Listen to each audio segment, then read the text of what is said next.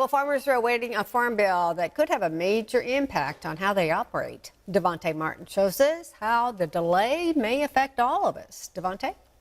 Yes, Jennifer, as the Farm Bill, the legislation dictates how food is grown and controls programs ranging from crop insurance to food access for low-income families.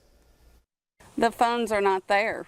You're having to help each other out. Farmers across the country are nervous about their financial survival as they await legislation that would affect how they operate. The Farm Bill is normally passed every 5 years, but the recent extension expired in September. A new version has yet to be passed through the House and Senate. Negotiation challenges include balancing support for programs like SNAP against measures benefiting farmers and businesses. Carla Nelson of HSRR Farm says the current method to apply for aid is too complicated for family farmers. We are USDA farm, and you would think that'd be enough to go for the federal funding, but no. They have so many loopholes and everything like that to make it impossible for a medium-sized farm to even get any funding. Funding remains a primary obstacle within the current draft, as the proposal exceeds the available budget over the next 10 years. Lawmakers are arguing what to cut, including potential cuts